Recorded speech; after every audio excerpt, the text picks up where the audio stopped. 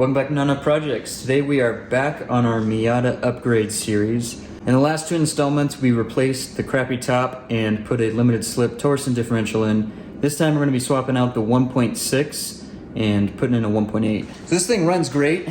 It doesn't even really consume oil or anything, but it is a dog. And that's even more apparent after finishing up our 99 Miata engine build.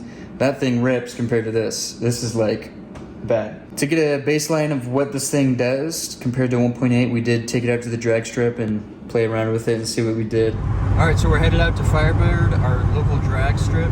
We're gonna try to get a baseline for our 1.6 and see what kind of improvement we get the 1.8. I think it's gonna be pretty substantial. I think this 1.6 is maybe a little tired, or maybe it's just really a normal 1.6 and I'm just disappointed, but we'll see. We'll just try to do a repeatable launch and replicate it with the 1.8, see what kind of difference we have with our time. So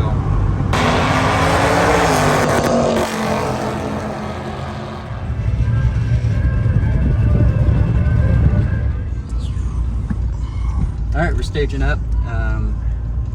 We're gonna sit for a while, but then we will see what she's gonna run. I'm hoping for maybe, if we're lucky, sub 18. It's gonna be fun.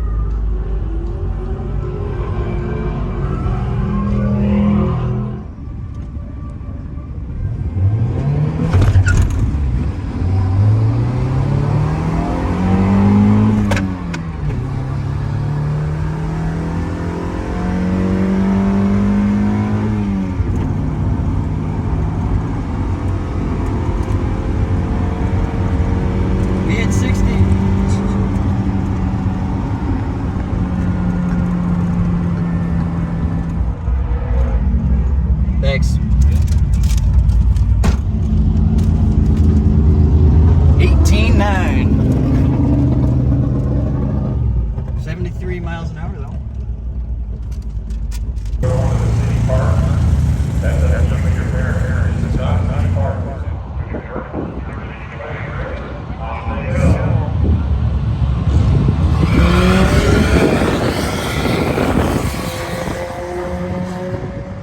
Alright, so I think more than anything we found that the biggest problem in the Miata is between the steering wheel and the seat.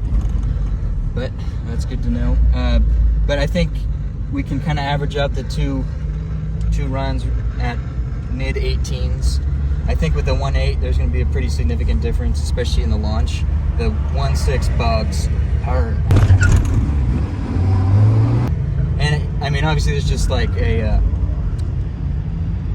baseline that we can compare with the 1.8 performances. Not like you're going to be drag racing on a bone stock 1.8 or 1.6. So let's get the 1.8 swapped in and see what kind of changes we got. I think we were able to break 19 seconds, so that's pretty impressive, I guess. I don't know. So let's start tearing in this thing. We're going to pull everything off the front of the engine so we can get this out and get our donor engine back in. Alright, so one thing to note when you're jacking up these NA or NB Miatas, a lot of people, and it's rare to honestly see a Miata that doesn't have this, will put jack stands along this section of the frame rail, and it's made out of like soda cans or something, so it just collapses. And you see somebody's done it before. You have to put your jack stand right here where the seam is, right to the front of that seam, because that's where they lap over, and that's where it's the strongest. If you put it over here, it's going to crush. This one's honestly pretty min. A lot of them are like flat. So don't do that. Super annoying. Just put it here. So first up, we need to remove the radiator and all these hoses because they're going to interfere with us being able to move the engine forward. So we got to drain the coolant and get that out. So we've got a little drain plug here. Watch out because it's gonna go everywhere. This isn't the right size screwdriver, but it's gonna work. Get ready to get wet.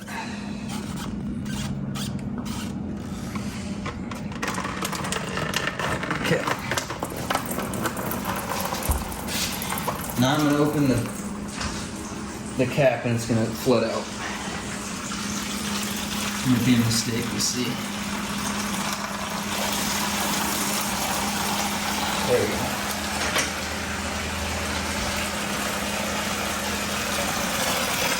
Alright, we're down to a trickle, so Better plug back in. All right, now I'm gonna remove our upper radiator hose. Got our lower hose to come off here.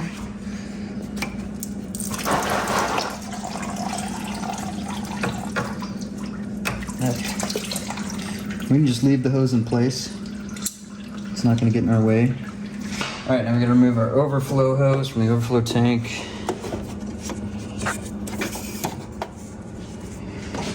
Gotta unplug our electric fans.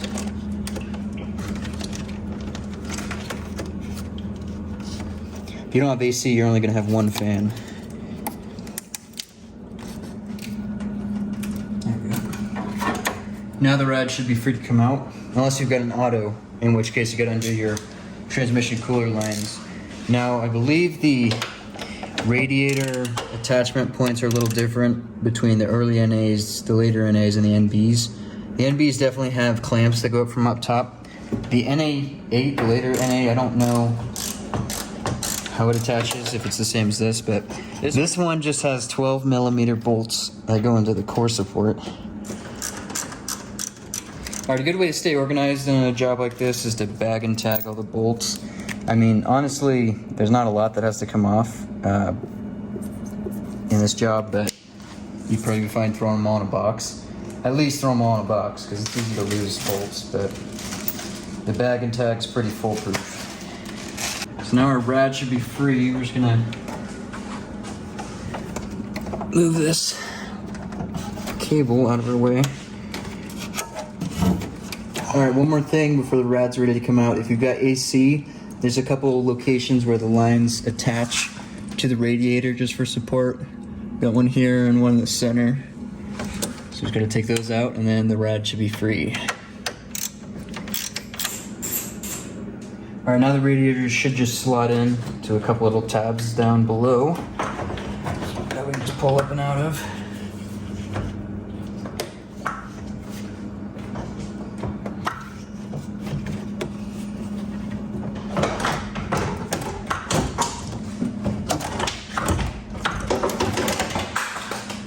Perfect. Now we'll take our air intake off.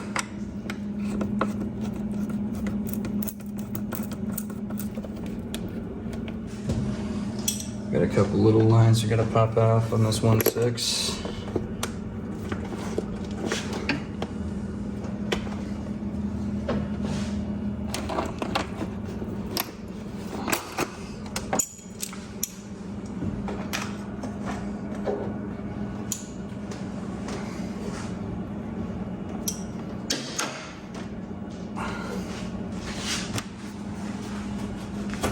And then we got a little support bracket here.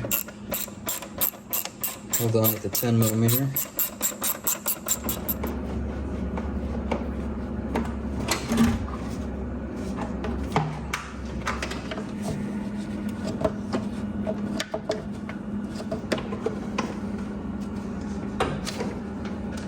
Alright, so now we need to remove anything that's going to stay with the car. So that's the power steering pump and the AC pump.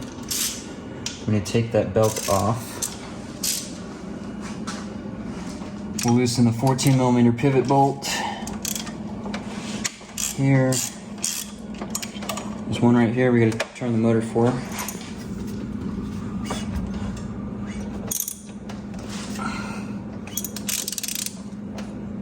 Oh, that one was loose already. We got this 12 millimeter bolt.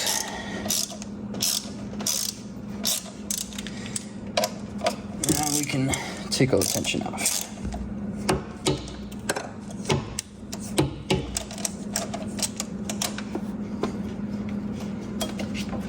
Alright, so now we'll take the power steering pump off. The pivot bolt right here goes all the way through to a nut back here. So we're just going to take the nut off. Okay, and then we can just remove the entire tensioning apparatus from the bracket. There we go. Just got to work it free. There's this sleeve on the power steering pump bracket that gets pulled in as you tighten. So it's a little tight. You just got to wiggle it and it'll come right out. Also go ahead and remove the air box while we're over here. It's held in with these 12mm screws, bolts, and nuts.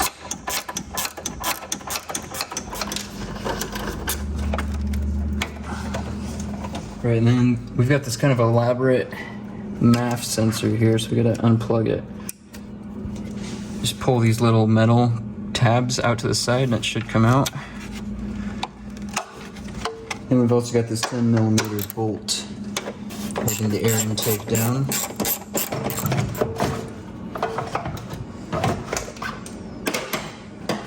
See if we can snake it through.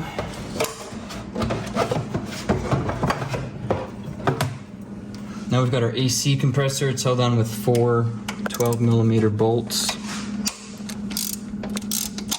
around the perimeter. And on this one, the topmost bolt closest to the firewall, we've got this little bracket.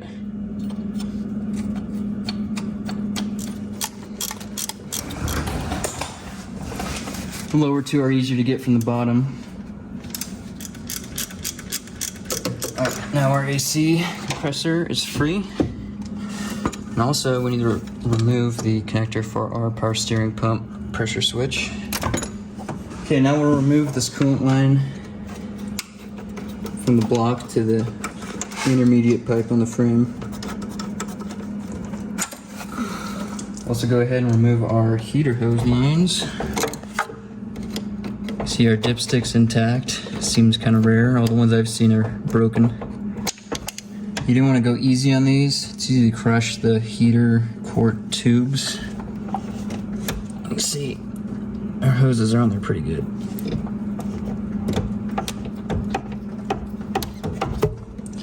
See, I even crushed it a little bit.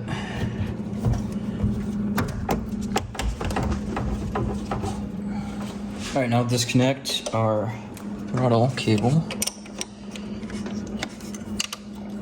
which, of course, these nuts are kind of seized up. Need a second wrench.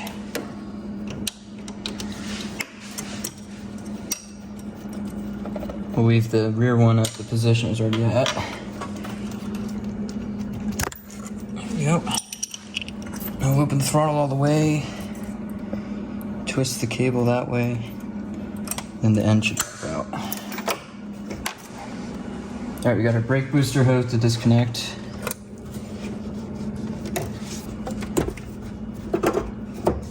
Also got this vacuum line here. Goes way under and up and around.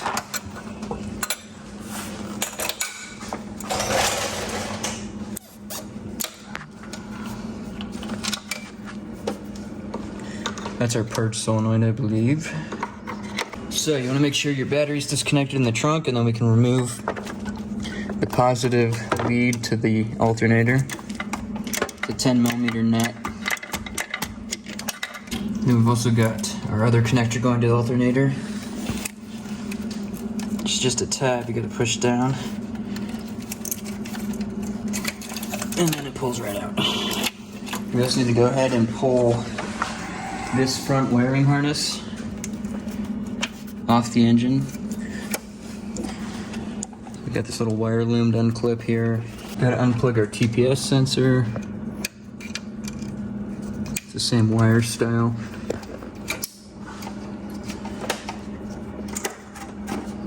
And then we've got the power steering pressure sensor we already did, and our coolant temp sensor.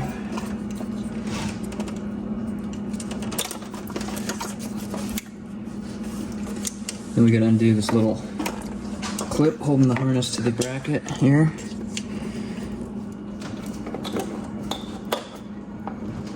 It's just got these little legs that spring out when you clip, so I was just pushing them in. Pull this all the way through. Gotta unplug. I'm guessing this is our idle air control valve.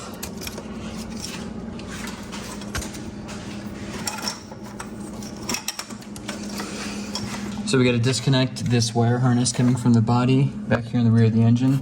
It's held on to the intake with this 10mm nut, and it goes to all these connections back here that we gotta disconnect. There's also a ground strap that shares this bolt. or nut, I mean. You can see it there.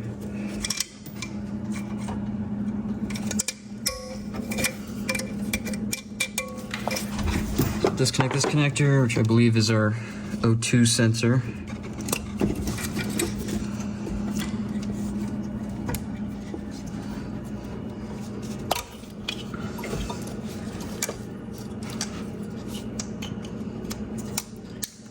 And this one wire here. And we've also got our cam position sensor.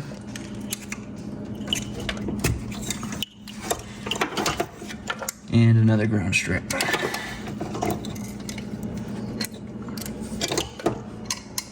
While we're over here, we'll go ahead and disconnect the slave cylinder clutch connection. I like to do this just because it really makes it a lot easier. You don't have to dink around down there with the slave cylinder, even though you gotta re-bleed the clutch once you have the engine back in. You're also gonna spill a bunch of brake fluid. 10mm nut. And we've got this little clip here. Just got a screwdriver on it. There you go. Line is free. Try to prop it up so it doesn't leak. Next thing over here, we got to undo our fuel lines.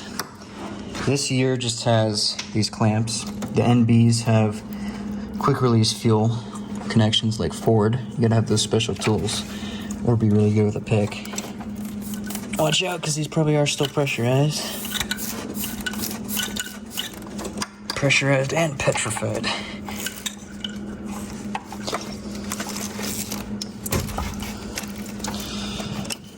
And it will kind of siphon out of the fuel tank, so you want to have some kind of cap ready.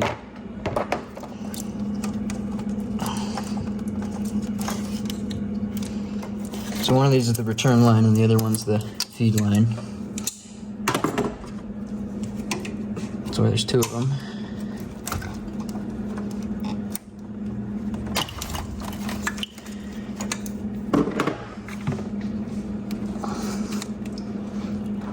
Alright, so now we got to disconnect the starter connection, which unfortunately is kind of hard to show. Way down in here, you can kind of see where I'm grabbing. That's our solenoid connection. So we got to unhook that. And then also down here is our oil pump sensor. Hard to show again, but it's disconnected.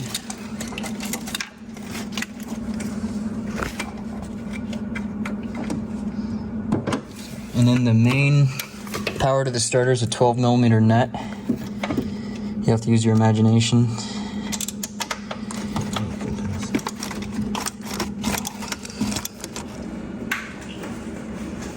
So here is the wire harness that all that comes off of. This is to the alternator. I think this was the TPS or something. Here's the connector that goes to the oil pressure sender and also the starter relay on the starter. You gotta push this tab in like that and then pull and it'll come out real easy. It wraps around the clutch hose right here. Hope you can see. So you can see this wire harness. We gotta pull it up and around that clutch hose, just like that.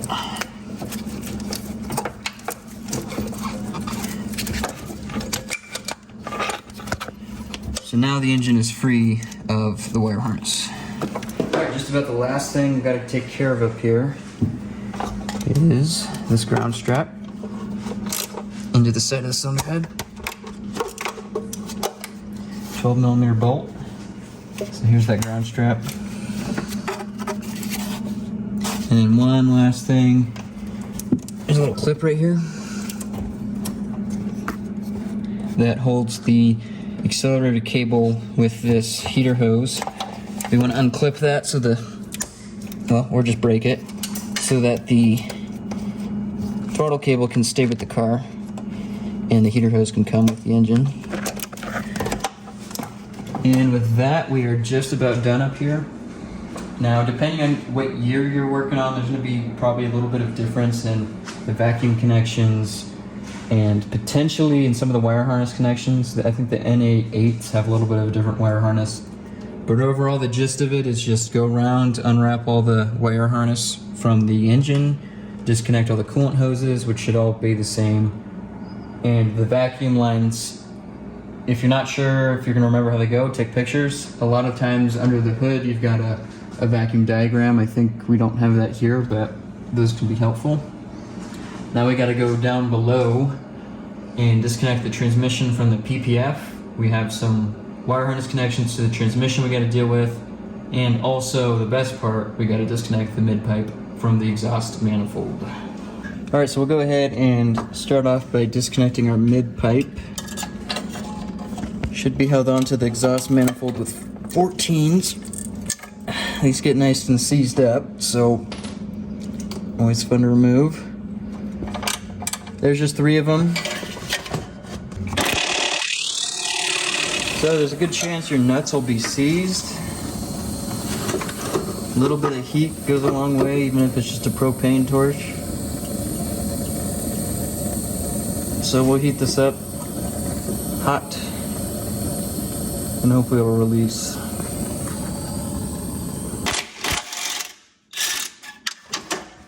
Just try not to get hit by the boiling hot nut to the face.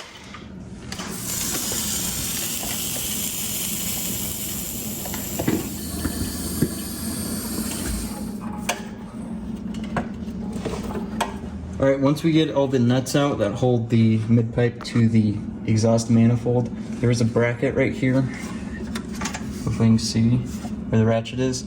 There's a bolt that goes through and clamps the mid-pipe there. We're gonna take it out all the way. If it's seized, you could also remove the bell housing bolts that hold this bracket to the transmission, but we don't really get rust here, so. This is a 14mm bolt with, I think, a 12mm nut on the other side. All right, so now we need to remove the wire harness that connects to the transmission. You can see we've got a 10mm bolt that has the wire harness attached to the transmission. And then we've also got the reverse light switch, and on this one we don't have a speedo connection because it's a cable speedo, so we actually gotta undo the speedo cable. So those connectors are what we gotta disconnect, and then there's one more that goes around to what I believe is the reverse light switch.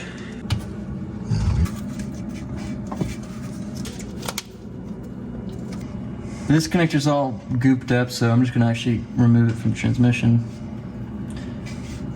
I forget, that may actually be what you're supposed to do. It's got a little copper seal ring on it.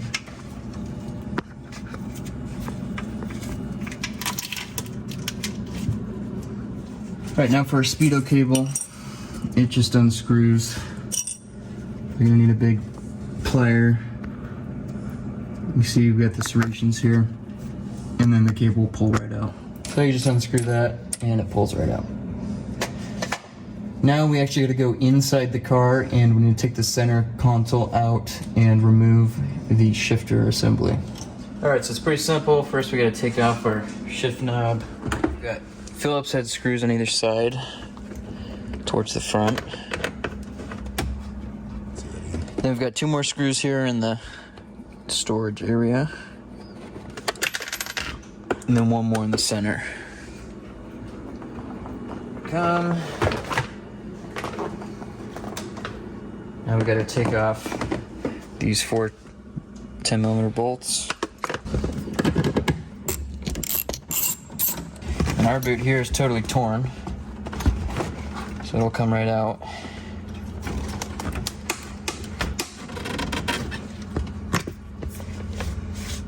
We just gotta remove these 3 10mm bolts into the turret housing.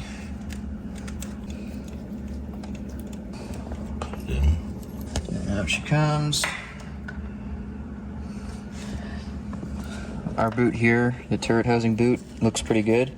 If yours isn't, then, well, actually, may have a little tear. Anyways, this is a good time to replace that. And then make sure you drip a whole bunch of gear oil over your carpet. Alright, we're gonna drain the transmission oil before we drop the drive shaft, just to minimize the mess.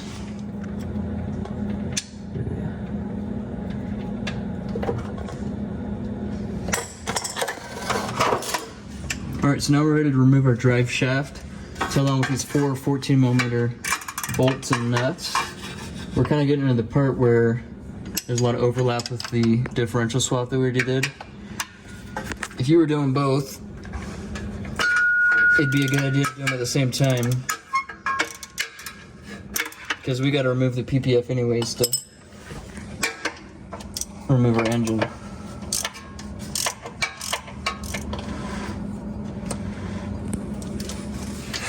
Alright, now that we've got all 4 bolts out, we need to shove our drive shaft forward in the transmission.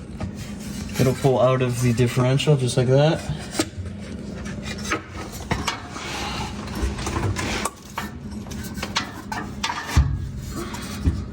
Shove it to the side.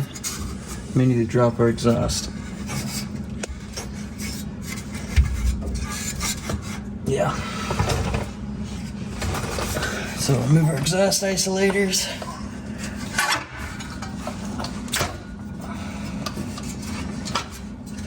So a little bit more space.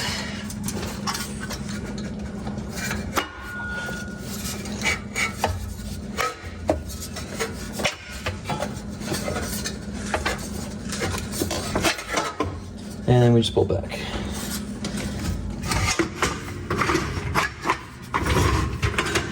Alright, there we go. Probably just be easiest to drop the whole exhaust, but we got it out. Okay, next we need to remove the PPF from the transmission. We've got these 4 17mm bolts that we gotta pull out, and I'm thinking we can just leave it on the differential. If we kind of just pry them apart, the transmission should go that way and drop down. We'll probably want to throw a jack under it just to keep it from dropping all the way down at the time being. We're also probably going to want to unclip all of the wire harness clips to the PPF, which you can't see right now, but these, at least the first few, just so we get a little bit of slack. Oh, that works, I guess.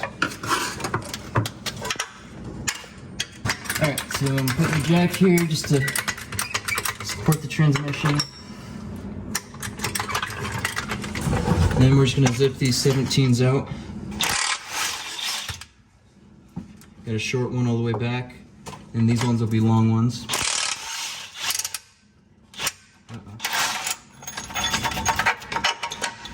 And then we're going to gently see if we can coax these two apart.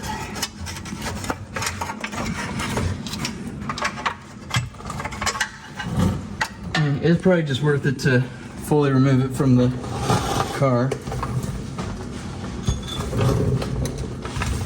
Sometimes you can kind of slide them apart, but it's kind of fighting us here. So we just have these 2 17s here onto the differential.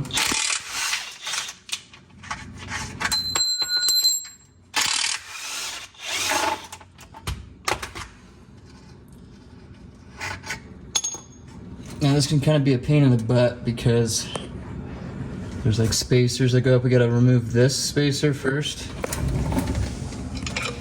And if we're lucky with that removed, it'll pop out, but if not, we gotta knock the nuts out.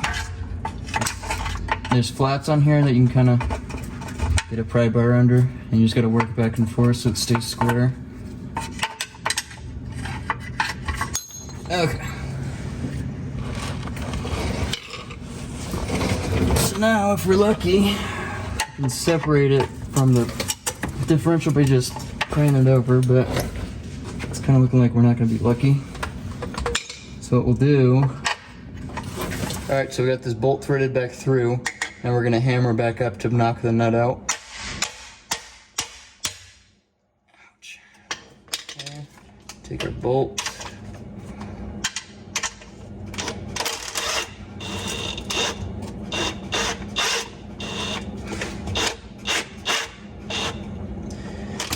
I need vice grips to grab the nut.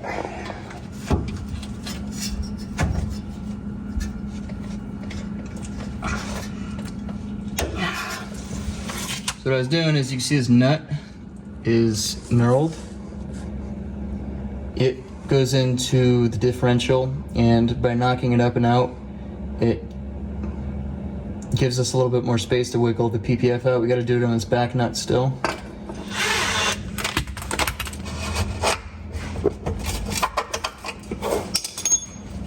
Okay, now this isn't the Mazda approved procedure. I think you're supposed to like hammer the collar up or something. It's a nightmare. This works though. Although the thing the nuts slot into can wear out over time if you do it a bunch. So I'll pry the PPF off the differential.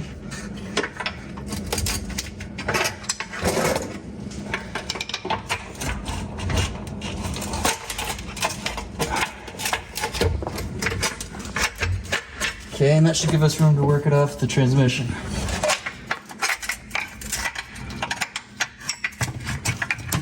Maybe. There we go. And it's just held up by the exhaust and stuff. I don't think we need to pull it all the way out. We should be able to sneak the transmission down and by. Alright, so now we're ready to take out our motor mount nuts. They're 14 millimeter. You can get them through this little opening. Then there's a washer up there. And then just same thing on the driver's side. Alright, so luckily Mazda made it easy for us. They put lifting eyes on the cylinder head. I like to use this to change these things. Okay, so now I'll just take up the tension. And we're going to need to let the transmission down so that the whole thing's angled like this, so that we can actually fit it out of here. Alright, so we are hitting the coils back here, which is normal. I haven't been able to sneak it past in the past, so we'll see. Get my peek there. So I have been able to sneak them out with the coils on, but it's kind of looking like we need to take it off for this one. So we'll need to undo these bolts and then we can take the coil pack off.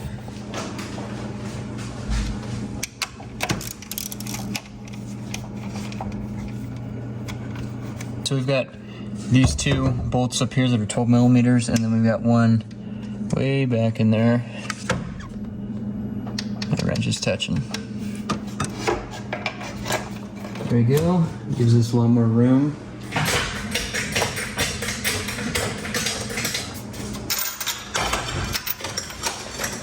There we go. We're just getting hung up on the motor mount studs. Little wiggle is all you need. Now we're golden. We just gotta let the transmission back down, and we can angle it up and out.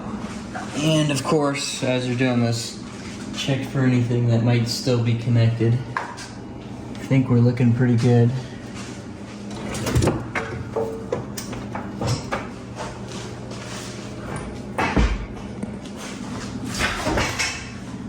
It's a real tight fit to get them up together, but it's gotta work back and forth. And as soon as we get to clear this little hump, we should be good.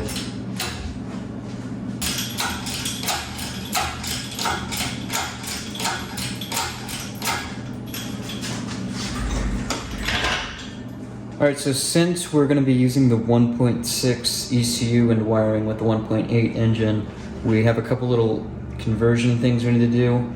Honestly, it's easiest to just buy the Flying Miata kit. I think it's like 150 bucks or something around there. It's a pretty good deal for what it is. Definitely simplifies having to make all this bracketry and make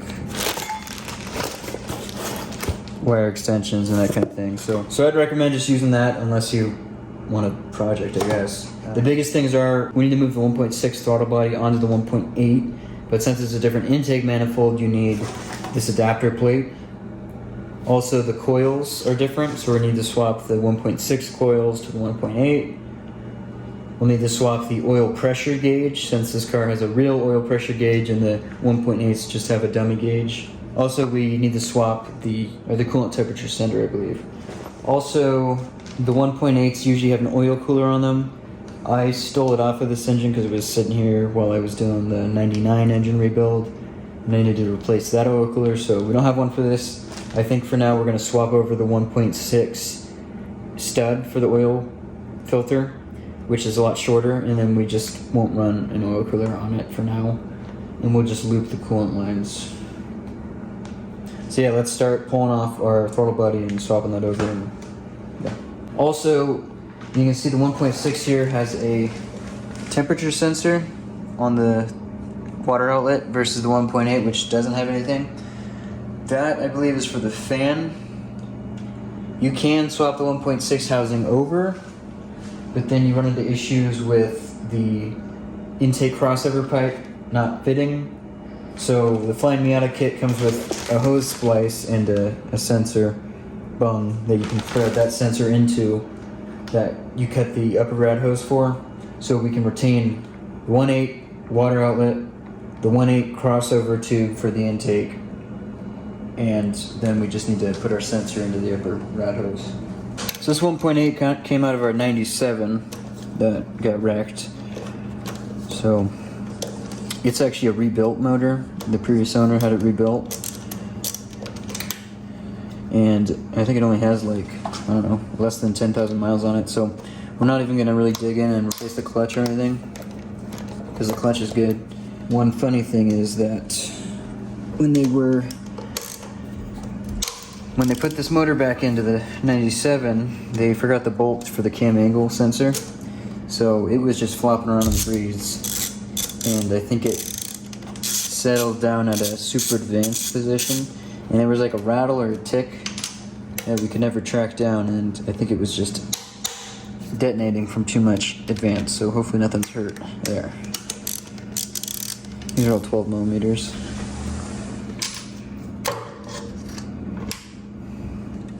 Exhaust is another consideration, because it's a little different between the 1.8 and the 1.6. If you use, well, you have to use the 1.8 exhaust manifold, but it doesn't have the O2 sensor on the manifold like the 1.6 does. So we're gonna have to swap over to the 1.8 mid pipe so that we can reuse its O2 sensor. But if you stick with the 1.6 exhaust after the manifold, then you gotta weld a new bung in on the 1.8 manifold.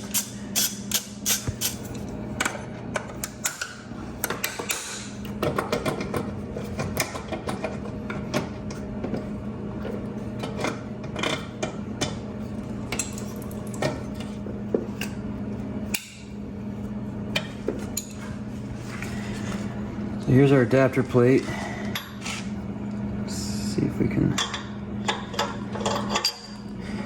Goes on like that. And I'm guessing these socket cap bolts go here.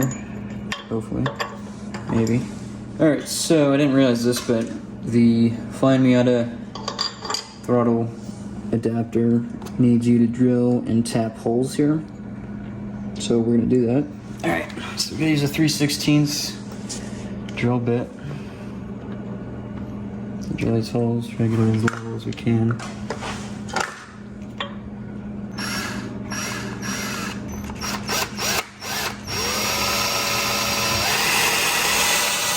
Alright, now we need to tap these holes with N6 by 1.0 millimeter tap. Alright, so it looks like the hole went all the way through. We'll just have to make sure the bolt seals up all the way and that we get all these shavings out.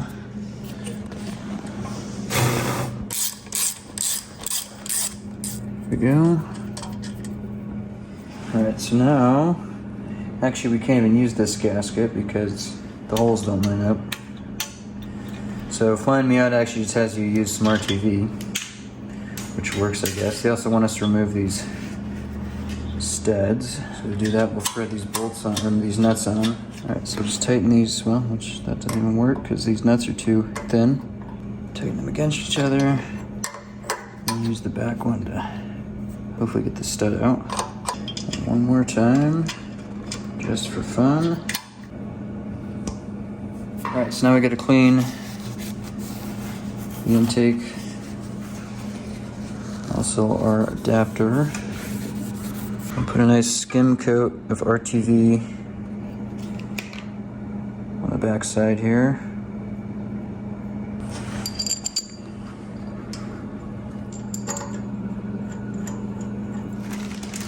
Then we will use these two bolts came with our kit. Make sure everything's lined up. This bolt we'll put a little bit of RTV on to make sure it seals up. Screw these down. Looks like one of our holes were drilled a little wonky. Take these back out. Gotta try to save this gasket because I don't think I have a new one, unfortunately.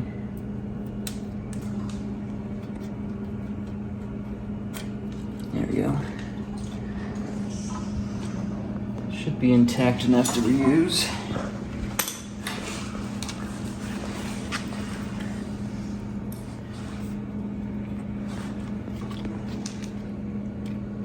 So it looked to me like the 1.6 throttle body was a little less, well, a little smaller than the 1.8. I wonder how much flow you're giving up. Probably not much, honestly. And they say to torque these to 14 to 18 foot-pounds.